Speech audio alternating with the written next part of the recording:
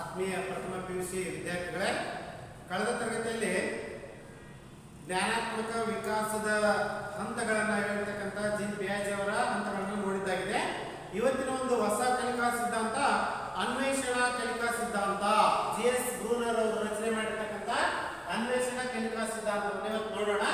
ಅನ್ವೇಷಣಾ ಕಲಿಕಾ ಸಿದ್ಧಾಂತ ಅಂದ್ರೆ ಏನಪ್ಪ? ಅಧ್ಯಾಪಕನಿಂದ ಯಾವ ಮಾರ್ಗದರ್ಶನ ಇಲ್ಲದೆ ಸೀಮಿತ ಮಾರ್ಗದರ್ಶನ ಪಡೆದು ಕಲಿಕೆಯ ಗುರಿಗಳನ್ನು ಸ್ವತಃ ಸಾಧಿಸುವಂತೆ ಮಾಡುವ ಬೋಧನಾ ಸನ್ನಿವೇಶಗಳನ್ನ ಅನ್ವೇಷಣಾ ಕಲಿಕೆ ಎಂದು ಕರೆಯುತ್ತೇವೆ. ಇವತ್ತನೇ ಸ್ಪಷ್ಟವಾಗಿ ವಿದ್ಯಾರ್ಥಿ ಶಿಕ್ಷಕನಿಂದ ಅಲ್ಪ ಸ್ವಲ್ಪ ಮಾರ್ಗದರ್ಶನವನ್ನ ಪಡೆದು ಬೋಧನಾ ಸನ್ನಿವೇಶವನ್ನ ಯಶಸ್ವಿಯಾಗುವಂತೆ ಮಾಡತಕ್ಕಂಥ ಒಂದು ಕ್ರಮವನ್ನ ಅನ್ವೇಷಣಾ ಕಲಿಕೆ ಎಂದು ಕರೆಯುತ್ತಾರೆ. ಸ್ಪಷ್ಟವಾಗಿ ಹೇಳ್ತಾನಿಲ್ಲಿ ಏನಂತ ಹೇಳಿದ್ರೆ, ಅಧ್ಯಾಪಕನಿಂದ ಯಾವ ಮಾರ್ಗದರ್ಶನವನ್ನ ಪಡೆಯದೆ ಅಥವಾ ಅಲ್ಪ ಸ್ವಲ್ಪ ಮಾರ್ಗದರ್ಶನವನ್ನ ಪಡೆದು ಕಲಿಕೆಯ ಗುರಿಗಳನ್ನ ಸ್ವತಃ ಸಾಧಿಸುವಂತೆ ಮಾಡುವ. ನೋಡಿ, ವಿದ್ಯಾರ್ಥಿ ಕಲಿಕೆಯ ಗುರಿಯನ್ನ ಸ್ವತಃ ಸಾಧಿಸುವಂತೆ ಮಾಡತಕ್ಕಂಥ ಬೋಧನಾ ಸನ್ನಿವೇಶಗಳನ್ನ ಅನ್ವೇಷಣಾ ಕಲಿಕೆ ಎಂದು ಕರೆಯುತ್ತಾರೆ. ಈ ಒಂದು ಅನ್ವೇಷಣಾ ಕಲಿಕೆಯ ಪ್ರತಿಪಾದಕ ಯಾರಪ್ಪ ಅಂತಂದ್ರೆ GS ಬ್ರೂನರ್ ಅವರು. ವಿದ್ಯಾರ್ಥಿ ಶಿಕ್ಷಕನಿಂದ ಅಲ್ಪ ಸ್ವಲ್ಪ ಮಾರ್ಗದರ್ಶನವನ್ನ ಪಡೆದು ಅಲ್ವಾ ಕಲಿಕೆಯ ಗುರಿಗಳನ್ನ ಸಾಧಿಸಲು ಬೋಧನಾ ಸನ್ನಿವೇಶಗಳನ್ನ ಯಶಸ್ವಿಗೊಳಿಸಿ ಉತ್ತಮ ಸಾಮರ್ಥ್ಯವನ್ನು ಪಡೆತಕ್ಕಂಥ ಒಂದು ಪ್ರಕ್ರಿಯೆ ಅಥವಾ ಸಾಧಿಸುವಂತೆ ಮಾಡುವ ಬೋಧನಾ ಸನ್ನಿವೇಶಗಳನ್ನ ಅನ್ವೇಷಣಾ ಕಲಿಕೆ ಎಂದು ಕರೆಯುತ್ತಾರೆ. ಈ ಒಂದು ಅನ್ವೇಷಣಾ ಕಲಿಕೆಯ ಪ್ರತಿಪಾದಕ GS ಬ್ರೂನರ್ ಅವರು ಅಂದ್ರೆ ಬ್ರೂನರ್ ಅವರು 1915ರಲ್ಲಿ ನ್ಯೂಯಾರ್ಕ್ನಲ್ಲಿ ಜನಿಸ್ತಾ ಇದ್ದಾರೆ. ಇವರ ಒಂದು ಪರಿಚಯ ಮಾಡಿಕೊಡ್ತಾನೆ. 1915ರಲ್ಲಿ ನ್ಯೂಯಾರ್ಕ್ ಅಂತಕ್ಕಂಥ ಪ್ರದೇಶದಲ್ಲಿ ಜನಿಸ್ತಾ ಇದ್ದಾರೆ. ಇವರನ್ನ ಬೌದ್ಧಿಕ ಕಲಿಕಾ ವಿಕಾಸಾತ್ಮಕ ಮನಃಶಾಸ್ತ್ರಜ್ಞ ಎಂದು ಕರೆಯುತ್ತಾರೆ. ನೋಡ್ರಿ, ಬೌದ್ಧಿಕ ವಿಕಾಸದ ಕಲಿಕೆ ಮತ್ತು ವಿಕಾಸ, ಬೌದ್ಧಿಕ ಕಲಿಕಾ ವಿಕಾಸಾತ್ಮಕ ಮನಃಶಾಸ್ತ್ರಜ್ಞ ಅಂತೇಳಿ ಕರೀತಾರೆ. ಇಲ್ಲಿ GS ಬ್ರೂನರ್ ಅವರು ಅನ್ವೇಷಣಾ ಕಲಿಕಾ ವಿಧಾನವನ್ನ ಪ್ರತಿಪಾದಿಸುವರು. ಇಲ್ಲಿ ಅನ್ವೇಷಣಾ ಕಲಿಕಾ ವಿಧಾನವನ್ನ ಪ್ರತಿಪಾದಿಸುವುದರ ಜೊತೆಗೆ ಯಾರು ಅನ್ವೇಷಿಸದೇ ಇರುವುದನ್ನ ಕಂಡು ಹಿಡಿಯುವುದು ಈ ವಿಧಾನದ ಗುರಿಯಲ್ಲ, ಕಲಿಕೆ ಅರ್ಥಪೂರ್ಣವಾಗಿರಲಿ ಎಂಬ ದೃಷ್ಟಿಯಿಂದ ಕಲಿಯಬೇಕಾದ ವಿಷಯದ ಅಂತಿಮ ರೂಪವನ್ನ ವಿದ್ಯಾರ್ಥಿಯೇ ಕಂಡುಕೊಳ್ಳುವಂತೆ ಮಾಡುವ ಗುರಿಯಾಗಿದೆ. ಅಂದ್ರೆ ಕಲಿಯುವಂತ ವಿಷಯ ವಸ್ತುವನ್ನ ಸ್ವತಃ ವಿದ್ಯಾರ್ಥಿ ಕಂಡುಕೊಳ್ತಕ್ಕಂಥ ಮಾಡೋ ಒಂದು ಬೋಧನಾ ಉದ್ದೇಶ ಈ ಒಂದು ಅನ್ವೇಷಣಾ ಕಲಿಕೆಯ ಗುರಿ ಅಂತ ಹೇಳ್ತಾನೆ. ಇವರ ಪ್ರಕಾರ ಹೊಸ ಒಳನೋಟ ಪಡೆಯಲು ಅನುಕೂಲಕರವಾದ ರೀತಿಯಲ್ಲಿ ಸಾಕ್ಷ್ಯಾಧಾರಗಳನ್ನ ಪುನಃ ಸಂಘಟಿಸಿ ಹೊಸದಾಗಿರ್ತಕ್ಕಂಥ ಆಂತರಿಕ ಬೌದ್ಧಿಕ ಸಾಮರ್ಥ್ಯದಿಂದ ಒಳನೋಟವನ್ನ ಪಡೆಯಲು ಸೂಕ್ತ ಸಾಕ್ಷ್ಯಾಧಾರಗಳನ್ನ ಪುನಃ ಸಂಘಟಿಸಿ ಪರಿವರ್ತಿಸುವ ಕ್ರಿಯೆಯೇ ಅನ್ವೇಷಣೆ ಅಂತ ಕರೀತಾನೆ. ಇಲ್ಲಿ ಅಧ್ಯಾಪಕರಿಂದ ಯಾವ ಮಾರ್ಗದರ್ಶನವನ್ನು ಪಡೆಯದೆ ಅಥವಾ ಅಲ್ಪ ಸ್ವಲ್ಪ ಮಾರ್ಗದರ್ಶನವನ್ನ ಪಡೆದು ಕಲಿಕೆಯ ಗುರಿಗಳನ್ನ ಸ್ವತಃ ಸಾಧಿಸುವಂತೆ ಮಾಡುವ ಬೋಧನಾ ಸನ್ನಿವೇಶವನ್ನ ಅನ್ವೇಷಣಾ ಕಲಿಕೆ ಎಂದು ಕರೆಯುತ್ತಾರೆ. ಇಲ್ಲಿ ಅನ್ವೇಷಣಾ ಕಲಿಕಾ ಪದ್ಧತಿ ವಿದ್ಯಾರ್ಥಿಗಳು ಪ್ರಶ್ನಿಸುವುದನ್ನ ಪ್ರೋತ್ಸಾಹಿಸುವುದು. ವಿದ್ಯಾರ್ಥಿಗಳನ್ನ ಪ್ರಶ್ನಿಸುವ ಕ್ರಿಯೆಯಲ್ಲಿ ಇದನ್ನ ಪ್ರೋತ್ಸಾಹ ಮಾಡುತ್ತೆ. ಆಮೇಲೆ ತಮ್ಮದೇ ಉತ್ತರವನ್ನ ರಚಿಸಿಕೊಂಡು ಪ್ರಾಯೋಗಿಕ ಉದಾಹರಣೆ ಅಥವಾ ಅನುಭವವನ್ನು ಆಧರಿಸಿ ಸಾಮಾನ್ಯ ತತ್ವಗಳ ರಚನೆಯನ್ನು ಒಳಗೊಂಡ ಅನ್ವೇಷಣಾ ಕಲಿಕೆ ಅತ್ಯಂತ ಸರಳ ಆಮೇಲೆ ಇದೊಂದು ಕಲಿಕಾ ಸನ್ನಿವೇಶವಾಗಿದ್ದು ಇಲ್ಲಿ ವಿದ್ಯಾರ್ಥಿ ಕಲಿಯಬೇಕಾಗಿರ್ತಕ್ಕಂಥ ಪ್ರಧಾನ ವಿಷಯಾಂಶವನ್ನ ಒದಗಿಸುವುದರ ಬದಲಾಗಿ ಅವನು ಸ್ವತಂತ್ರವಾಗಿ ಅನ್ವೇಷಿಸುವುದಾಗಿದೆ. ಆದ್ದರಿಂದ ವಿದ್ಯಾರ್ಥಿಯು ತನ್ನ ಕಲಿಕೆಯ ಸನ್ನಿವೇಶದಲ್ಲಿ ಕ್ರಿಯಾತ್ಮಕವಾಗಿ ಕಲಿತು ವಿಷಯ ವಸ್ತುವನ್ನ ಅಳವಡಿಸಿಕೊಳ್ತಕ್ಕಂಥ ಪ್ರಕ್ರಿಯೆ ಇದು ಅಂತ ಹೇಳ್ತಾನೆ. ಈ ಒಂದು ಅನ್ವೇಷಣಾ ಕಲಿಕೆಯನ್ನು ಉತ್ತೇಜಿಸುವ ಅಂಶಗಳು ಯಾವುವು ಅಂತ ಹೇಳಿದ್ರೆ, ಕಲಿಯಬೇಕಾದ ಹೊಸ ವಿಷಯದ ಮೂಲ ರಚನೆಗೆ ಒತ್ತು ಕೊಡಬೇಕು. ವಿದ್ಯಾರ್ಥಿ ಯಾವ ವಿಷಯ ವಸ್ತುವನ್ನ ಕಲಿಯಲಿಕ್ಕೆ ಇಷ್ಟಪಡ್ತಾನಲ್ಲ ಆ ಕಲಿಯುವಂತ ಹೊಸ ವಿಷಯ ವಸ್ತುವಿನ ಕಡೆಗೆ ಹೆಚ್ಚು ಒತ್ತು ಕೊಡಬೇಕು ಅಂತ ಹೇಳ್ತಾನೆ. ಆಮೇಲೆ ನೀವು ಬೋಧಿಸಬೇಕಾಗಿರುವ ಪರಿಕಲ್ಪನೆಗೆ ಹಲವಾರು ಉದಾಹರಣೆಗಳನ್ನು ಕೊಡಬೇಕು. ದೃಕ್ ಶ್ರವಣ ಪ್ರಕರಣಗಳನ್ನ ಬೋಧನಾ ಸಂದರ್ಭದಲ್ಲಿ ಬಳಸಬೇಕು, ಉದಾಹರಣೆ ಕೊಡಬೇಕು, ದೃಷ್ಟಾಂತ ಹೇಳಬೇಕು, ಕಥೆ ರೂಪದಲ್ಲಿ ಹೇಳಬೇಕು. ಈ ರೀತಿ ಅನೇಕ ಉದಾಹರಣೆ ಸಮೇತ ಮಕ್ಕಳಿಗೆ ನಿದರ್ಶನಗಳನ್ನು ಕೊಡಬೇಕು ಅಂತ ಹೇಳ್ತಾನೆ. ಆಮೇಲೆ ಹೊಸ ಕಲಿಕೆಯನ್ನ ವಿವಿಧ ಸನ್ನಿವೇಶಗಳು ಮತ್ತು ವಿವಿಧ ಸಮಸ್ಯೆಗಳಿಗೆ ಅನ್ವಯಿಸಲು ಅವಕಾಶ ನೀಡಬೇಕು. ಹೊಸ ಕಲಿಕೆಯ ವಿವಿಧ ಸನ್ನಿವೇಶಗಳು ವಿವಿಧ ಸಮಸ್ಯೆಗಳಿಗೆ ಅನ್ವಯಿಸಲು ಅವಕಾಶ ನೀಡಬೇಕು ಅಂತ ಹೇಳ್ತಾನೆ. ಆಮೇಲೆ ವಿದ್ಯಾರ್ಥಿಗಳಿಗೆ ಸಮಸ್ಯೆಗಳನ್ನು ನೀಡಿ ತಾವೇ ಕಲಿಯುವಂತೆ ಪ್ರೋತ್ಸಾಹಿಸುವುದು. ಕೊಡಬೇಕು. ಅವರಿಗೆ ಪ್ರಶ್ನೆಯನ್ನು ಕೊಟ್ಟಾಗ ಆ ಪ್ರಶ್ನೆ ಕುರಿತು ವಿಷಯಾಂಶವನ್ನು ಅರಿತುಕೊಂಡು ಪರಿಹಾರವನ್ನು ಕಂಡುಕೊಳ್ಳುವಂತೆ ಮಗುವನ್ನು ಪ್ರೋತ್ಸಾಹಿಸಬೇಕು ಅಂತ ಹೇಳ್ತಾನೆ. ಒಳನೋಟದಿಂದ ಊಹೆಗಳನ್ನ ಮಾಡುವುದನ್ನ ವಿದ್ಯಾರ್ಥಿಗಳು ಪ್ರೋತ್ಸಾಹಿಸಬೇಕು. ನೋಡ್ರಿ, ಒಳನೋಟದಿಂದ ವಿದ್ಯಾರ್ಥಿಗಳಲ್ಲಿ ಊಹಾತ್ಮಕ ಸಾಮರ್ಥ್ಯವನ್ನು ಬೆಳೆಸುವಂತಹ ಪ್ರಕ್ರಿಯೆ ಆಗಬೇಕು ಅನ್ವೇಷಣೆ ಕಲಿಕೆಯಿಂದ ಅಂತ ಹೇಳ್ತಾನೆ. ಇದರ ಅನುಕೂಲಗಳು ಹೇಳ್ತಾನೆ. ವಿದ್ಯಾರ್ಥಿ ಸ್ವತಃ ಕಲಿಯುವಂತೆ ಮಾಡುತ್ತದೆ. ಅನ್ವೇಷಣೆ ಕಲಿಕೆ ಏನ್ ಮಾಡ್ತಪ್ಪ ಅಂತಂದ್ರೆ ಸ್ವತಃ ಸಮಸ್ಯೆಯಲ್ಲಿ ತೊಡಗಿ ಸಮಸ್ಯಾತ್ಮಕ ಪ್ರಶ್ನೆಯನ್ನ ಒಂದನ್ನು ಆಯ್ಕೆ ಮಾಡಿಬಿಟ್ಟು ಆ ಸಮಸ್ಯೆಗೆ ತಕ್ಕಂತೆ ಅನೇಕ ವಿಷಯಾಂಶಗಳನ್ನ ಸಂಶೋಧಿಸಿ ಸೂಕ್ತ ಪರಿಹಾರವನ್ನ ಕಂಡುಕೊಳ್ತಕ್ಕಂಥ ಕ್ರಿಯೆಯಲ್ಲಿ ವಿದ್ಯಾರ್ಥಿಯನ್ನ ಭಾಗವಹಿಸುವಂತೆ ಮಾಡುತ್ತೆ. ತದನಂತರ ಹೇಳ್ತಾನೆ, ಇದು ವಿದ್ಯಾರ್ಥಿಯಲ್ಲಿ ಕಲಿಕೆಗೆ ಸ್ವಯಂ ಪ್ರೇರಣೆಯನ್ನು ಉಂಟು ಮಾಡುತ್ತದೆ, ಸ್ವತಃ ಪ್ರೇರಣೆಯನ್ನು ಉಂಟು ಮಾಡುತ್ತೆ. ಉದಾಹರಣೆ, ಅಶೋಕನ ಶಿಲಾಶಾಸನ ಇದೆ. ಆ ಅಶೋಕನ ಶಿಲಾಶಾಸನಗಳಲ್ಲಿ ಸುಮಾರು 14 ಬಂಡೆಗಳ ಶಿಲಾಶಾಸನದಲ್ಲಿ ಅತ್ಯಂತ ಪ್ರಸಿದ್ಧ ಆಮೇಲೆ ಅತ್ಯುತ್ತಮವಾಗಿರ್ತಕ್ಕಂಥ ಶಿಲಾಶಾಸನ ಯಾವುದು ಅಂತಂದ್ರೆ ಅದು ಮಸ್ಕಿ ಶಾಸನ. ಆ ಮಸ್ಕಿ ಶಾಸನ ಭಾಷೆ ಯಾವುದು, ಮಸ್ಕಿಗೆ ಅಶೋಕ ಯಾಕೆ ಬಂದಿದ್ದ, ಅದರ ಉದ್ದೇಶಗಳೇನು, ಅದರ ಅನುಕೂಲಗಳೇನು, ಅದರ ಅನಾನುಕೂಲಗಳೇನು, ಅದ್ರ ಕುರಿತು ವಿದ್ಯಾರ್ಥಿಗಳಿಗೆ ಪ್ರಶ್ನೆ ಕೊಟ್ಟಾಗ ಆ ವಿದ್ಯಾರ್ಥಿಗಳು ಕುತೂಹಲಭರಿತವಾಗಿ ಅದು ಯಾವ ಭಾಷೆಯಲ್ಲಿದೆ, ಯಾಕೆ ಅಶೋಕ ಇಲ್ಲಿ ಬಂದಿದ್ದ ಅಲ್ವಾ, ಏನೇನು ವಿಷಯ ವಸ್ತು ಒಳಗೊಂಡಿದೆ ಅಂತಕ್ಕಂಥ ಕುತೂಹಲಭರಿತವಾಗಿರ್ತಕ್ಕಂಥ ಸನ್ನಿವೇಶವನ್ನ ಆ ಮಕ್ಕಳಿಗೆ ನೀಡಿದಾಗ ಆ ಸಮಸ್ಯೆಗೆ ತಕ್ಕಂತೆ ಪರಿಹಾರ ಕಂಡುಕೊಳ್ಳಿಕ್ಕೆ ಸ್ವಯಂ ಅಭಿಪ್ರೇರಣೆ ಕೊಡ್ತಕ್ಕಂಥ ವಿಷಯಾಂಶಗಳನ್ನು ಕೊಡಬೇಕು. ವಿದ್ಯಾರ್ಥಿಗಳಿಗೆ ಸ್ವಯಂ ಅಭಿಪ್ರೇರಣೆ ಕಲಿಕೆಯನ್ನು ಉಂಟು ಮಾಡಿಕೊಳ್ತಾರೆ ಅಂತ ಹೇಳ್ತಾನೆ. ನಂತರ ಮುಂದುವರೆದಂತಾನೆ, ಇದು ವಿದ್ಯಾರ್ಥಿಗಳಲ್ಲಿ ತಮ್ಮ ಸಾಮರ್ಥ್ಯಗಳಿಗೆ ಅನುಸಾರವಾಗಿ ವಿದ್ಯಾರ್ಥಿ ತನ್ನ ಸಾಮರ್ಥ್ಯಗಳಿಗೆ ಅನುಸಾರವಾಗಿ ಕಲಿಕೆಯಲ್ಲಿ ಮುಂದುವರಿಯಲು ನೆರವಾಗುತ್ತದೆ. ನೋಡಿ, ವಿದ್ಯಾರ್ಥಿ ತನ್ನ ಸಾಮರ್ಥ್ಯ ಅಂತದ್ದು ಅದು ಅಧಮವಾಗಿದೆಯೋ, ಪ್ರತಿಭಾವಂತನೋ ಅಥವಾ ನಿಧಾನ ಕಲಿಕೆಯೋ, ಮೇಧಾವಿಯೋ, ಅವನ ಸಾಮರ್ಥ್ಯಕ್ಕೆ ತಕ್ಕಂತೆ ಆ ವಿದ್ಯಾರ್ಥಿ ಕಲಿಕೆಯಲ್ಲಿ ಮುಂದುವರಿಯಲಿಕ್ಕೆ ಸಾಧ್ಯತೆ ಇದೆ. ವಿದ್ಯಾರ್ಥಿಗಳು ಸ್ವಬಿಂಬ ಪರಿಕಲ್ಪನೆಯನ್ನು ಹೆಚ್ಚಿಸಿಕೊಳ್ಳಲು ಸಹಾಯ ಮಾಡುತ್ತದೆ. ಸ್ವಬಿಂಬ ತನ್ನ ಸಾಮರ್ಥ್ಯ ಎಂತದ್ದಿದೆ ಅಂತಕ್ಕಂಥದ್ದನ್ನು ಕಂಡುಕೊಳ್ಳಕ್ಕೆ ಸಹಾಯ ಮಾಡುತ್ತೆ. ಆ ಸರಳ ಪರಿಹಾರಗಳ ಬಗ್ಗೆ ವಿದ್ಯಾರ್ಥಿಗಳು ಆರೋಗ್ಯಕರವಾದ ಸಂದೇಹವನ್ನು ಬೆಳೆಸಿಕೊಳ್ತಾರೆ. ನೋಡಿ, ಸರಳವಾಗಿರ್ತಕ್ಕಂಥ ಪರಿಹಾರ ಕಂಡುಕೊಳ್ತಾರೆ, ಸರಳವಾಗಿರ್ತಕ್ಕಂಥ ಪ್ರಶ್ನೆ ಹುಡುಕ್ತಾರೆ. ನೆಕ್ಸ್ಟ್, ವಿದ್ಯಾರ್ಥಿಗಳು ತಮ್ಮ ಕಲಿಕೆಗೆ ತಾವೇ ಹೊಣೆಗಾರರಾಗ್ತಾರೆ. ವಿದ್ಯಾರ್ಥಿಗಳು ತಮ್ಮ ಕಲಿಕೆಗೆ ತಾವೇ ಹೊಣೆಗಾರರಾಗ್ತಾರೆ. ಯಾಕಂತಂದ್ರೆ ವಿಷಯಾಂಶಗಳನ್ನ ಸಾಕಷ್ಟು ಸಂಗ್ರಹ ಮಾಡಿ ಸ್ವತಃ ತಿಳಿದುಕೊಳ್ಳೋದ್ರಿಂದ ತಮ್ಮ ಕಲಿಕೆಗೆ ತಾವೇ ಹೊಣೆ ಅಂತ ಹೇಳ್ತಾನೆ. ಅನ್ವೇಷಣಾ ಕಲಿಕೆ ಕಲಿತದ್ದನ್ನು ದೀರ್ಘಕಾಲ ಧಾರಣೆ ಮಾಡಲು ಅಗತ್ಯವಾದ ಜ್ಞಾನಾಂಶಗಳನ್ನ ಸೂಕ್ತ ಸಂದರ್ಭಗಳಲ್ಲಿ ಮರಳಿ ಪಡೆಯಲು ಸಹಾಯ ಮಾಡುತ್ತೆ. ನೋಡಿ, ವಿದ್ಯಾರ್ಥಿಗಳು ಹೆಚ್ಚಿನ ವಿಷಯಾಂಶವನ್ನು ತಾವೇ ಸ್ವತಃ ಕಲಿಕೆ ಅಧ್ಯಯನ ಮಾಡೋದ್ರಿಂದ ಹೆಚ್ಚಿನ ಕಾಲ ಧಾರಣೆ ಆಗ್ತದೆ. ಆ ಧಾರಣೆ ಆದ್ರಿಂದ ಸಾಕಷ್ಟು ಸ್ಮೃತಿ ಶಕ್ತಿ ಅಂತಕ್ಕಂಥದ್ದು ಹೆಚ್ಚಾಗುತ್ತೆ ಮಕ್ಕಳಲ್ಲಿ ಅಂತ ಹೇಳ್ತಾನೆ. ಅಂದ್ರೆ ಸ್ಮೃತಿ ಶಕ್ತಿ ಹೆಚ್ಚಾಗುತ್ತೆ. ಕಲಿಕೆ ಹೊಸ ಕಲಿಕಾ ಸನ್ನಿವೇಶಗಳಿಗೆ ವರ್ಗಾವಣೆ ಹೊಂದಲು ನೆರವಾಗುತ್ತೆ. ಈ ವಿಧಾನ ವಿದ್ಯಾರ್ಥಿಗಳನ್ನ ಒಳಗೊಂಡ ಚಿಂತನೆಗೆ ಹಚ್ಚುತ್ತೆ ಅಂತ ಹೇಳ್ತಾನೆ. ತಾರ್ಕಿಕ ಚಿಂತನೆ ಉಂಟು ಮಾಡುತ್ತೆ ಮಕ್ಕಳಲ್ಲಿ. ಆಮೇಲೆ ಪ್ರಕಲ್ಪನೆ ರೂಪಿಸಿಕೊಳ್ಳಲು ಅವುಗಳನ್ನ ಪರೀಕ್ಷಿಸಲು ಪ್ರೋತ್ಸಾಹಿಸುತ್ತದೆ. ವಿದ್ಯಾರ್ಥಿ ಸ್ವತಃ ಪ್ರಕಲ್ಪನೆಯನ್ನು ರೂಪಿಸಿಕೊಂಡು ಅದರ ಕಲಿಕೆಯಲ್ಲಿ ಪ್ರೋತ್ಸಾಹ ಉಂಟು ಮಾಡುತ್ತೆ ಅಂತ ಹೇಳ್ತಾನೆ. ಇದು ವಿದ್ಯಾರ್ಥಿಗಳಲ್ಲಿ ಬಾಹ್ಯ ಬಹುಮಾನಗಳಿಂದ ಹೊರತಾಗ ಆಂತರಿಕ ತೃಪ್ತಿಯನ್ನು ನೀಡುತ್ತದೆ. ಬಾಹ್ಯ ಬಹುಮಾನಕ್ಕೋಸ್ಕರ ಓದು ಬರ ಮಾಡದೆ ಕಾರ್ಯನಿರ್ವಹಿಸದೆ ಆಂತರಿಕ ತೃಪ್ತಿ ಅಂತಕ್ಕಂಥದ್ದು ವಿದ್ಯಾರ್ಥಿಗಳಿಗೆ ನೀಡುತ್ತೆ. ಇಲ್ಲಿ ವಿದ್ಯಾರ್ಥಿ ತಾನೇ ಅನ್ವೇಷಿಸಿ ಕಲಿಯುವುದು ಆತ್ಮತೃಪ್ತಿ ನೀಡುವುದರಿಂದ ವಿದ್ಯಾರ್ಥಿ ಕಲಿಕೆಯ ಪ್ರಕ್ರಿಯೆ ಒದಗಿಸುವ ಆಂತರಿಕ ಬಹುಮಾನಗಳನ್ನ ಬಯಸಿಕೊಳ್ಳುತ್ತಾನೆ. ಬಾಹ್ಯ ಪುಷ್ಟೀಕರಣಗಳ ಮೇಲಿನ ಅವಲಂಬನೆ ಕಡಿಮೆ ಆಗುತ್ತೆ ಅಂತ ಹೇಳ್ತಾನೆ. ಬೌದ್ಧಿಕ ಸಾಮರ್ಥ್ಯ ಹೆಚ್ಚುತ್ತದೆ. ಇದರಿಂದ ಸಮಸ್ಯೆ ಪರಿಹಾರದ ವಿವಿಧ ತಂತ್ರಗಳನ್ನ ರೂಪಿಸಿಕೊಳ್ತಾನೆ. ಮಗುವಿನ ಬೌದ್ಧಿಕ ಸಾಮರ್ಥ್ಯ ಹೆಚ್ಚಾಗುತ್ತೆ. ಸಮಸ್ಯೆಗೆ ತಕ್ಕಂತೆ ಅನೇಕ ಪರಿಹಾರ ತಂತ್ರಗಳನ್ನು ರೂಪಿಸಿಕೊಳ್ತಾನೆ. ಆಮೇಲೆ ಲಭ್ಯವಿರುವ ಮಾಹಿತಿಯನ್ನು ಸಂಘಟಿಸಿ ಹೊಸ ಒಳನೋಟ ಪಡೆದು ಸಮಸ್ಯೆ ಪರಿಹರಿಸಿಕೊಳ್ಳುವ ಸಾಮರ್ಥ್ಯ ಹೆಚ್ಚಾಗುತ್ತೆ ವಿದ್ಯಾರ್ಥಿಯದು. ಇದರ ಅನಾನುಕೂಲಗಳು ಏನಪ್ಪಾ ಈ ಒಂದು ಅನ್ವೇಷಣಾ ಕಲಿಕೆಯ ಅನಾನುಕೂಲಗಳು ಯಾವ ಅಂತಂದ್ರೆ, ಈ ವಿಧಾನವನ್ನು ದೊಡ್ಡ ಗುಂಪುಗಳಲ್ಲಿ ಮತ್ತು ನಿಧಾನಗತಿ ಕಲಿಕಾರ್ಥಿಗೆ ಇದು ಸೂಕ್ತವಲ್ಲ. ನೋಡ್ರಿ, ಅತ್ಯಂತ ದೊಡ್ಡ ಗುಂಪು ಹೊಂದಿರತಕ್ಕಂಥ ವಿದ್ಯಾರ್ಥಿಗಳಿಗೆ ಈ ಅನ್ವೇಷಣಾ ಕಲಿಕೆ ಸೂಕ್ತವಲ್ಲ. ನಿಧಾನ ಕಲಿಕಾರ್ಥಿಗೆ ಈ ಒಂದು ಅನ್ವೇಷಣಾ ಕಲಿಕೆ ಸೂಕ್ತವಲ್ಲ. ನೆಕ್ಸ್ಟ್ ಹೇಳ್ತಾನೆ, ವಿಜ್ಞಾನದ ವಿಷಯಗಳ ಕಲಿಕೆಯಲ್ಲಿ ಈ ವಿಧಾನ ಅಳವಡಿಸಲು ವಿಶೇಷ ಕಲಿಕಾ ಸಾಮಗ್ರಿಗಳ ಅಗತ್ಯವಿದೆ. ಇವನ್ನ ವಿಜ್ಞಾನ ತಂತ್ರಜ್ಞಾನ ವಿಷಯವಸ್ತನ್ನು ಬೋಧಿಸಬೇಕಪ್ಪ ಅಂತಂದ್ರೆ ಆ ಮಕ್ಕಳಿಗೆ ವಿಶೇಷವಾಗಿರ್ತಕ್ಕಂಥ ಪ್ರಯೋಗಗಳ ಒದಗಿಸಿಕೊಡ್ಬೇಕಾಗ್ತದೆ ಅಂತ ಹೇಳ್ತಾನೆ. ನೆಕ್ಸ್ಟ್, ಕೆಲವು ವಿದ್ಯಾರ್ಥಿಗಳು ಮಾತ್ರ ಈ ವಿಧಾನದಲ್ಲಿ ಉಳಿದವರಿಗಿಂತ ಮುಂದೆ ಸಾಗುವ ಸಾಧ್ಯತೆ ಇದೆ. ಪ್ರತಿಭಾವಂತರು ಮಾತ್ರ, ಮೇಧಾವಿಗಳು ಮಾತ್ರ ಈ ಅನ್ವೇಷಣಾ ಕಲಿಕೆಯಲ್ಲಿ ಮುಂದುವರಿತಾರೆ. ನಿಧಾನ ಕಲಿಕಾರ್ಥಿಗಳಿಗೆ ಇದು ಸೂಕ್ತ ಅಲ್ಲ ಅಂತ ಹೇಳ್ತಿದ್ರೆ ಅನಾನುಕೂಲವನ್ನು ಹೇಳ್ತಾನೆ. ನೆಕ್ಸ್ಟ್, ಇದರ ಒಂದು ಅನ್ವೇಷಣಾ ಕಲಿಕೆಯನ್ನು ಉತ್ತೇಜಿಸುವಲ್ಲಿ ಶಿಕ್ಷಕನ ಪಾತ್ರ ಏನು ಅಂತ ಹೇಳಿದ್ರೆ, ವಿದ್ಯಾರ್ಥಿಗಳಲ್ಲಿರುವ ಪ್ರಶ್ನಿಸುವ ಮನೋಭಾವನೆ ಉತ್ತೇಜಿಸಿ ಪ್ರೋತ್ಸಾಹಿಸಬೇಕು. ನೋಡಿ, ವಿದ್ಯಾರ್ಥಿಗಳಲ್ಲಿ ಇರ್ತಕ್ಕಂಥ ಪ್ರಶ್ನಿಸುವ ಮನೋಭಾವನ ಶಿಕ್ಷಕ ಪ್ರೋತ್ಸಾಹಿಸಬೇಕು ಅಂತ ಹೇಳ್ತಾನೆ.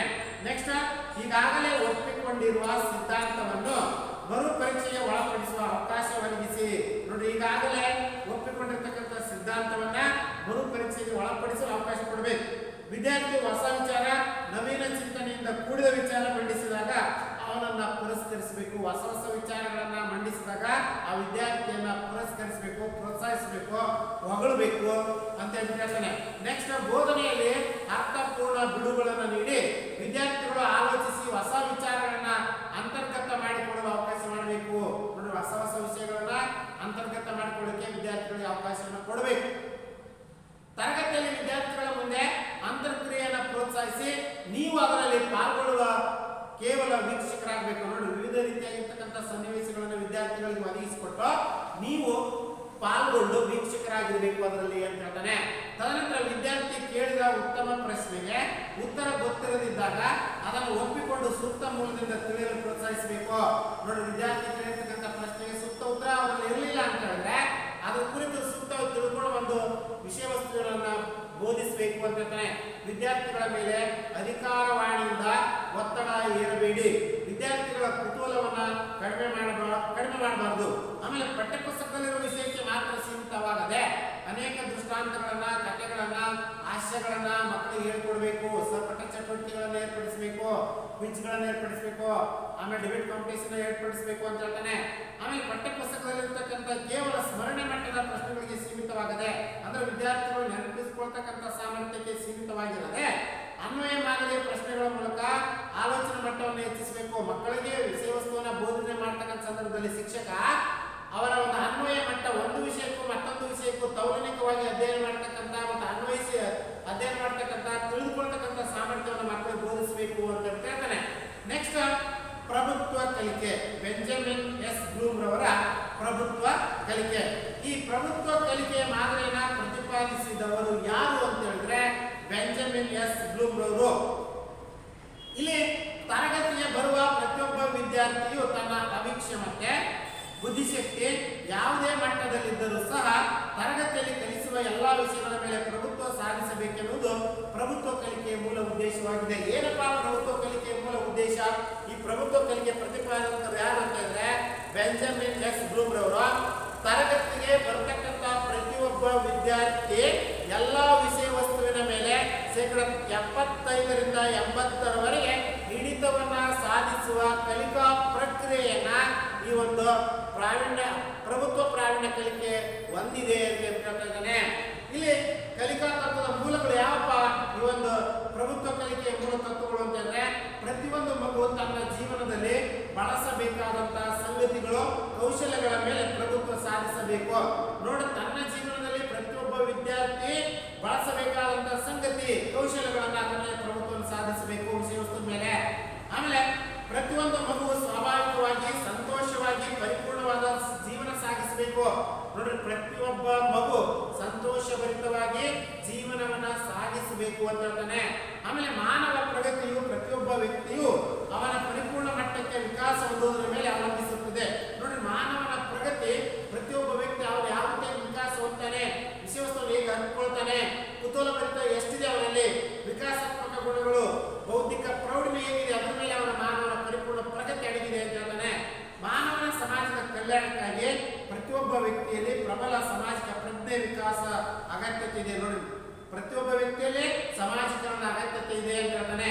ಆಮೇಲೆ ಬ್ಲೂಮ್ ಅವರು ಪ್ರತಿಪಾದಿಸಿರುವಂತೆ ತರಗತಿಯಲ್ಲಿ ನಿಧಾನಗತಿಯಲ್ಲಿ ಕಲಿಯುವ 5% ವಿದ್ಯಾರ್ಥಿಗಳಿಗೆ ವೇಗವಾಗಿ ಕಲಿಯುವ 5% ವಿದ್ಯಾರ್ಥಿಗಳಿಗಿಂತ 5 ಪಟ್ಟು ಹೆಚ್ಚಿನ ಸಮಯ ದೊರೆತರೆ ಅವರಂತೆ ಕಲಿಯಲು ಸಾಧ್ಯ ಎಂದು ಹೇಳ್ತಾನೆ.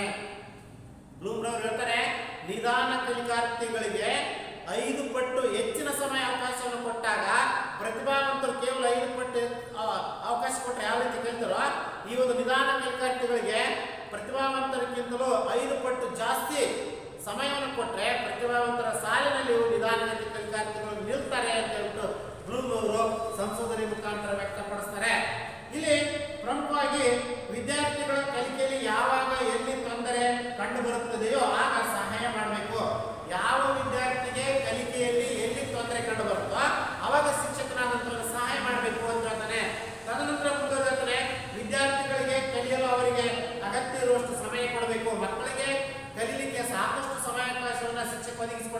ಹೇಳ್ತಾನೆ.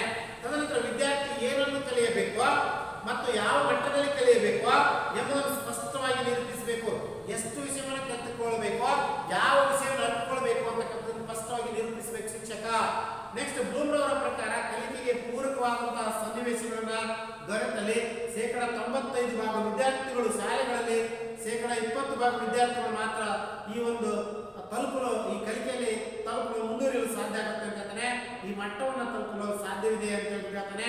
ಇದಕ್ಕಾಗಿ ಕಲಿಕಾ ಸಾಮಗ್ರಿಯನ್ನ ಕ್ರಮವಾಗಿ ಜೋಡಿಸಿರಬೇಕು. ಕಲಿಯಬೇಕಾಗಿರ್ತಕ್ಕಂಥ ಕಾರ್ಯಗಳನ್ನ ನಿರ್ದಿಷ್ಟ ಉದ್ದೇಶಗಳ ಮೂಲಕ ಪರಿಚಯಿಸಬೇಕು.